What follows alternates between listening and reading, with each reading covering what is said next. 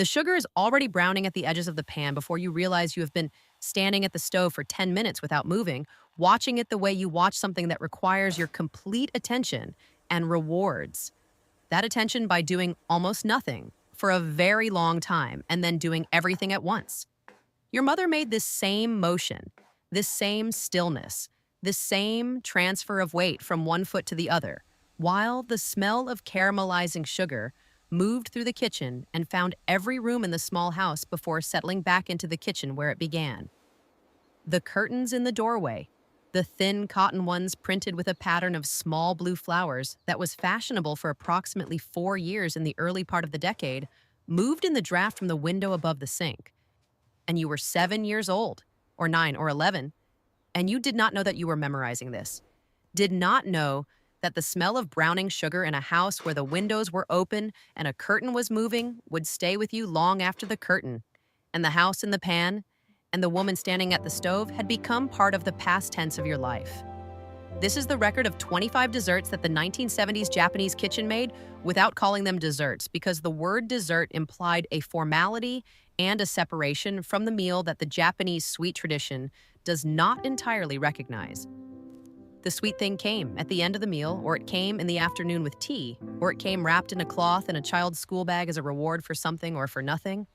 And it was made from the same pantry that made the miso soup and the simmered squash and the fried rice, from the azuki beans and the mochi and the sesame and the sweet potato, and the agar-agar that the 1970s kitchen kept as naturally and as continuously as it kept soy sauce and dried kombu.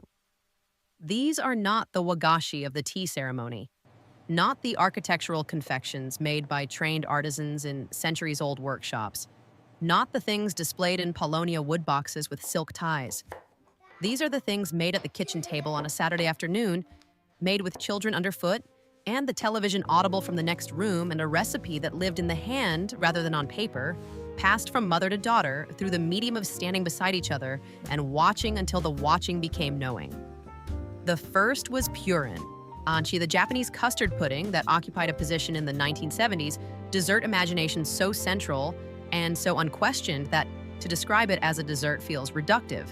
the way describing oxygen as a gas feels technically correct and experientially insufficient. It was made at home in small individual cups, though the individual cup format was, for many families, an aspiration toward the ones sold in the glass jars at the dairy counter of the department store food hall, the ones with the dark caramel layer on the bottom that inverted to the top when you turned the cup onto the plate with the particular confidence the motion required. The home version involved warm milk and eggs and sugar, whisked together and strained through a fine cloth and poured into the cups and set in a bain-marie in the oven of the fish grill. Because many 1970s apartments did not have a conventional oven, and the fish grill, that narrow sliding tray above the gas ring, was pressed into service for everything that required dry heat. The caramel on the bottom was made separately in the small pan, watching it the way you watched things that required your complete attention. And it was poured into the cups first and allowed to set before the custard went on top of it. And the whole thing went into the refrigerator for 3 hours that felt, to the child who had watched the making of it, like a specific and unjust form of patience testing. When the cup was finally inverted and the purin slid onto the plate with a trembling that was the physical expression of its own perfection, the caramel ran in dark rivulets down the pale sides of the custard and pooled on the plate. And the smell that rose from it was the smell of the beginning of this record, the smell of browning sugar completed. The second was dorayaki, the honey pancake sandwich with sweet red bean filling, which appears here as a dessert rather than a breakfast item because the 1970s kitchen made no strict distinction between the two, and because the dorayaki eaten at 3 in the afternoon with green tea was a different experience from the one eaten at 9 in the morning, slower and more considered. The bean paste tasted rather than consumed. The pancake's slight honey sweetness balanced against the slight bitterness of the tea in a relationship so well calibrated that it seemed designed rather than evolved, though it was both. The azuki beans for the filling were cooked from dried, soaked overnight in a bowl of water that turned the color of pale garnet by morning, then simmered for an hour and a half until each bean had swollen and softened to the point of offering no resistance, then sweetened with sugar in 2 additions. The first dissolving into the cooking water, and the second added after most of the water had been cooked off. The paste stirred continuously over medium heat until it held its shape when a wooden spoon was dragged through it and the bottom of the pot was visible for a moment before the paste flowed back together. This was anko. Aitzio and the grandmother who made it did not measure the sugar, because measuring the sugar was something you did before you knew how much sugar to add, and she had known for 40 years. The third was anmitsu, the cold dessert assembled from a collection of components that the 1970s kitchen produced individually and combined at the table. Small cubes of Canton agar jelly, colorless and slightly oceanic in flavor, made from the dried seaweed extract that set at room temperature into a firm, clean-tasting gel entirely unlike gelatin, which is animal-derived and which the Japanese sweet tradition mostly bypassed in favor of this plant alternative without making a philosophical point of the bypass. Alongside the kanten went sweet red beans, a few pieces of fruit from whatever the season offered, a small scoop of sweet red bean paste, and over all of it a pour of kuromitsu, the black sugar syrup made from the dark mineral-rich cane sugar of Okinawa, thick and slightly bitter and deeply complex in the way that things are complex when they have not been refined past the point of character. Anmitsu required no cooking on the day of serving. It required assembly, the careful composition of components in the bowl, a visual attention to arrangement that the Japanese kitchen applied to even the most casual sweet. Because the dessert that looked beautiful was not more formal than the dessert that did not, it was simply more respectful of the person eating it. And respect in the 1970s, kitchen was not a special occasion gesture, but a continuous practice. The fourth was warabi mochi, the wagashi that was not quite mochi in the rice cake sense, but achieved through the starch of the bracken fern a similar softness, a similar yielding quality under the tooth, a similar willingness to receive flavor from outside itself while contributing its own particular texture to the experience. The warabi starch was dissolved in water and stirred over heat until the mixture turned translucent and then clear, and then began to pull away from the sides of the pan in long, elastic ribbons, at which point it was poured into a wet tray and allowed to set, then cut into pieces and rolled in kanako, the toasted soybean flour that the 1970s pantry kept in a small paper bag beside the sesame, and that smelled of warm, roasted things, of autumn and patience, of the particular sweetness that is not sugar, but is sweeter than sugar because it is the sweetness of the grain itself transformed by heat. Kinako and kuromitsu together, the toasted flour and the black sugar syrup, over the cool, trembling pieces of warabi mochi. This was the dessert that asked the most of the person eating it in the sense of attention because it rewarded attention with layers of flavor that inattentive eating entirely missed. The fifth was kohakutu, the crystal candy made from kanten and sugar that hardened on the outside into a crust of fine sugar crystals while remaining soft at the center. A confection that was technically simple and visually extraordinary,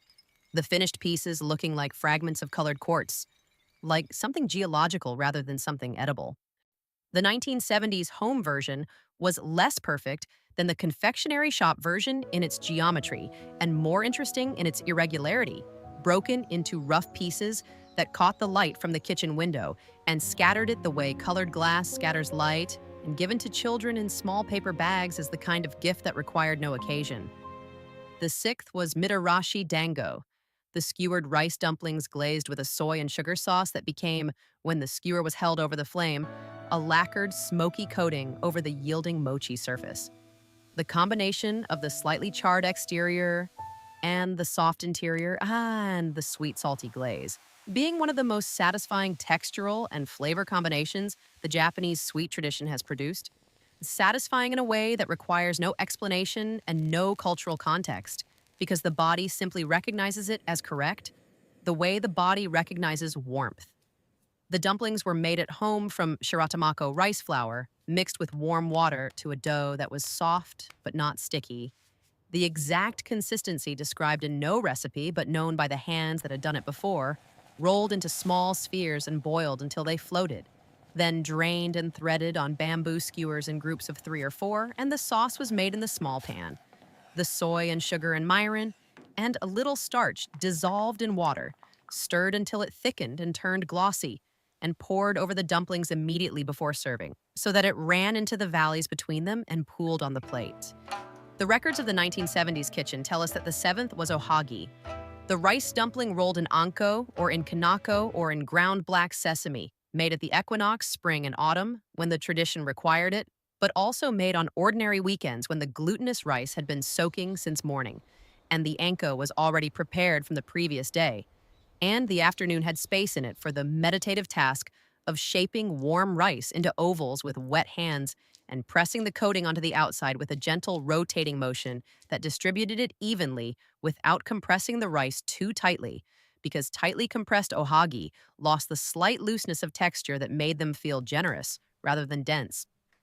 The black sesame version was the one that the children approached with suspicion and left as the last on the plate and then ate and then wanted more of, because black sesame has a bitterness and a depth that reads as adult to a child's palate, and that the child's palate, once introduced to it in a context of sweetness and yielding rice, files away permanently as one of the flavors that will reliably produce, in 30 years, an unexpected and apparently sourceless feeling of being somewhere you belong. The eighth was the sweet potato tart. That was not a tart in the European pastry sense, but a baked preparation of mashed satsumimo sweet potato, mixed with egg and sugar and butter. The butter being the one concession to Western baking technique that the 1970s sweet potato dessert made without apology. I piped or spooned into small oval mounds on a baking sheet and glazed with beaten egg yolk and baked until the surface was burnished to the color of the autumn leaves in the persimmon tree, and the interior was soft and sweet and faintly fibrous in the way that tells the body it is eating something real. The sweet potato itself, the Japanese satsumimo with its purple skin and pale yellow flesh, is sweeter than any sweet potato variety the Western kitchen typically encounters, sweet enough that the addition of sugar to it requires restraint rather than generosity. The baker's task being not to add sweetness, but to concentrate and frame what is already there. In our world of plastic and speed, we have replaced this with commercially produced sweet potato chips and mass-market sweet potato latte flavorings and a dozen other translations of the original into something shelf-stable and reproducible at scale. And all of them miss the point of the sweet potato tart the way all translations miss something that exists only in the original language. The ninth was kuzu mochi, made not from the bracken fern, but from the root starch of the kudzu vine, a starch of extraordinary purity and a particular quality of translucence when cooked, almost like very thick glass, with a coolness against the tongue that seemed to come from within the mochi itself rather than from the temperature of the room. A phenomenon that those who ate it described as refreshing in a way that cold things usually are not, refreshing in a structural sense, the starch itself being cooling in the way that certain traditional medicines are cooling, the traditional Japanese medical understanding of food and temperature being a knowledge that the 1970s kitchen carried without necessarily identifying it as such. Kuzu mochi with kinako and kuramitsu, again, because these three things together are a complete argument for a certain kind of simplicity, the kind that requires excellent individual components and no embellishment, the kind that trusts its own ingredients. The 10th was the imagawayaki, the thick, round waffle pressed in the cast iron mold over the gas flame, filled with anko and sealed by the second half of the batter poured over the top, and the whole thing cooked until the exterior was deep golden and the interior was hot, and the anko had softened further in the trapped steam of the sealed mold. It was street food and home food simultaneously. The cast iron mold hanging in the kitchen beside the tamagoyaki pan, both utensils specialized to a degree that the modern minimalist kitchen would find impractical, and that the 1970s kitchen found entirely reasonable because the imagawayaki made in that mold was worth the space the mold occupied, worth it in the specific happiness of a child receiving a hot, bean-filled round of dough on a cold afternoon, and the particular completeness of a food that contains within itself everything it needs. But the grandmothers knew a different secret about the 11th dessert, which was the kuri kintun that appeared at New Year and disappeared immediately because it was made in small quantities and eaten in large enthusiasm. The sweet chestnut paste of the New Year's celebration that was technically part of osechi, but that children experienced as dessert. As the sweet end of the ceremonial beginning, the chestnuts cooked and mashed and sweetened and formed into small, rough spheres that were then rolled in a cloth and twisted to create the surface texture of the chestnut itself, a representation containing the thing represented. An edible trompe-l'oeil that delighted children for exactly the same reasons that it delighted the confectioners who invented it centuries earlier. The 12th was yokan, the firm block of red bean paste set with canton into a dense, smooth, sliceable confection that the department store sold in wooden boxes tied with cord, and that the home version, made in a loaf tin lined with damp cloth, produced in less perfect form but with more of the maker's particular interpretation visible in it, slightly coarser in texture, slightly less sweet, because the maker had grown up in a household that preferred less sweet, slightly more flavored with the matcha or the chestnut or the sweet potato that the store version also offered, but that the home version delivered with more direct flavor, less mediated by the machinery of production. Yokan kept for days at room temperature, for weeks in the refrigerator, and improved slightly with age, the way composed things improve with age, the flavors drawing together, the texture becoming more uniform, and the sweetness distributing itself more evenly through the block, so that the last slice tasted as complete as the first, and in some ways more so. The 13th was the matcha ice cream, made at home before home ice cream makers were a category of appliance that existed in the ordinary kitchen, made by the older method of mixing a base of cream and condensed milk and matcha powder and freezing it in a metal tray, stirring it every 45 minutes to break up the ice crystals that formed at the edges, each stirring making it slightly smoother, slightly more scoopable. The 6 or 7 hours of this process requiring the kind of patient, remembered attention that the 1970s cook gave without naming it patience, because patience was not a virtue she was practicing, but a condition of the work itself. The matcha used for home ice cream was not the ceremony-grade matcha of the tea room, which would have been an extravagance, but the culinary grade, slightly more bitter, slightly less refined, and this bitterness in the context of the sweetened cream base created a tension that the ceremony-grade version, blander and more uniform, would not have created. A tension between bitter and sweet that is the entire personality of matcha as a flavoring agent, and that the ice cream expressed with a directness that no other form could quite match. The 14th was shiratama dango and shiruko soup, the small white rice flour dumplings floating in a sweet red bean broth, hot in winter and warm adjacent in spring. The shiruko made from the anko thinned with water to a consistency that was more liquid than paste, but more substantial than broth. I somewhere in the territory between soup and sauce, and the shiratama dumplings bobbing in it with the gentle, yielding quality of things that have no resistance to offer and no reason to offer it. This was the dessert of the cold evening, the dessert that was served in a bowl rather than on a plate, that required a spoon rather than chopsticks, that was eaten with the focused, warmth-seeking attention of a person who has been cold and is now, at this bowl, no longer cold. The transition from cold to warm being located precisely in the shiruko and not in the room, which has not changed temperature. The 15th was the coffee jelly that arrived in the 1970s with the decade's growing enthusiasm for coffee as a symbol of something modern and international and slightly sophisticated. And the jelly made from strong brewed coffee set with agar into a firm, dark, slightly bitter block, then cut into rough cubes and served with a pour of fresh cream or sweetened condensed milk from the small tin. The cream softening the bitterness of the coffee the way milk softens the bitterness of the morning. The visual contrast of the dark jelly and the white cream in the glass bowl being, for the 1970s aesthetic, a version of elegance that required no arrangement, that arranged itself by the logic of contrast. The 16th through 18th arrive in the rhythm of the seasons, as the Japanese sweet tradition always arrives, because the seasons are the calendar of the Japanese kitchen, and the kitchen's relationship to the year is not metaphorical but practical. Not about mood, but about what is in the ground and on the tree, and available to be transformed into something that honors both the ingredient and the person receiving it. Sakura mochi in the spring, the pink rice cake wrapped in a salted cherry leaf, whose brine flavored the sweet mochi within through the contact of the wrapping. The salt and the sweet and the floral fragrance of the leaf together constituting a flavor that exists nowhere else in the world, and that blooms in the mouth the way the cherry blossoms bloom. briefly and completely, and with the particular intensity of things that know they will not last. Mizu Yokan in early summer, the softer, more tender version of the winter Yokan, set with less agar so that it trembled slightly when carried to the table. Eaten cold from the refrigerator with a piece of ice beside it in the bowl. The cold and the slight bitterness of the red bean in the summer heat performing the same service as the shiruko in the winter cold, the service of returning the body to the right temperature through a small, deliberate, sweet intervention.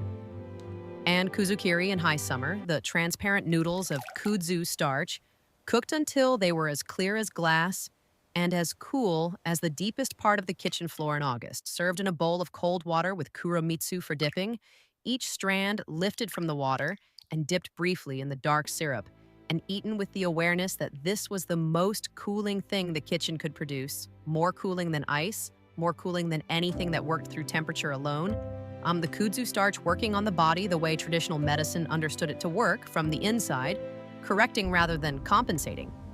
The 19th was the sesame pudding made from ground black sesame paste and kuzu starch and sugar, set in small bowls and served cold. Its color, the gray of river stones in winter light. Its flavor, the most intense expression of sesame that the kitchen was capable of producing. The roasted sesame seeds ground in the suribachi to a paste that released their oil and their full, dark complexity. The kuzu holding the paste in suspension in a form that dissolved on the tongue and delivered every element of that complexity directly and immediately, without mediation, without dilution. The 20th was the Ichigo Daifuku that was in the 1970s,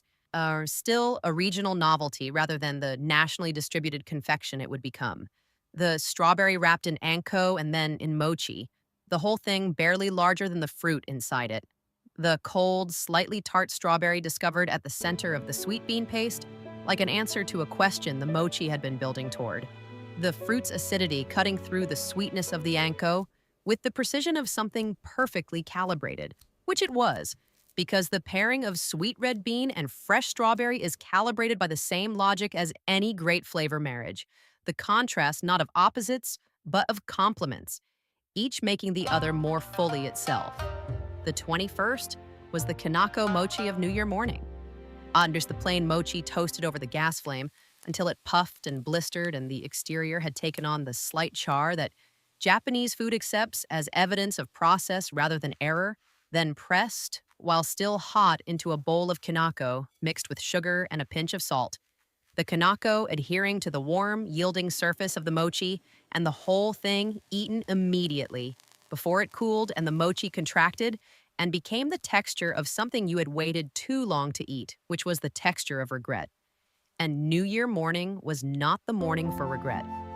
The 22nd was the castella, the Portuguese origin sponge cake that Japan had adopted in the 16th century through the port of Nagasaki and had proceeded to improve in the ways that Japan improves things it adopts.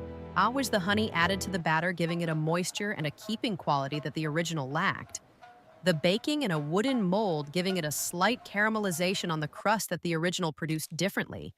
The refinement of the egg ratio and the flour type. Over 4 centuries of production making it, by the 1970s, more Japanese than Portuguese in every quality except its name, sold in long gold boxes tied with ribbon as the gift that required the least explanation and provided the most universal pleasure.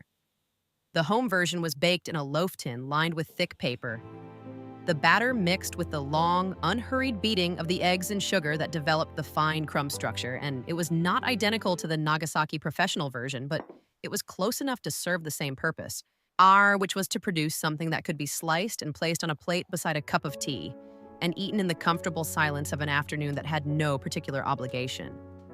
The 23rd was the sweet azuki rice, okowa, which is listed here as a dessert because in the domestic practice of the 1970s, it occupied the sweet end of the meal with a naturalness that its Western equivalent, rice pudding, has never quite achieved in its own tradition. The glutinous rice steamed with the azuki beans until the rice had absorbed the color of the beans and turned the pale purple-pink of hydrangea. The beans distributed evenly through it. The whole thing mounded in a bowl and eaten with a sprinkle of gomashio, the sesame and salt mixture, that kept the sweetness from becoming cloying and reminded the palate that sweetness is sweetest when it has something to push against. The 24th was the mochi ice cream that the 1970s domestic kitchen produced in its own approximate version of what would eventually become a globally distributed frozen confection.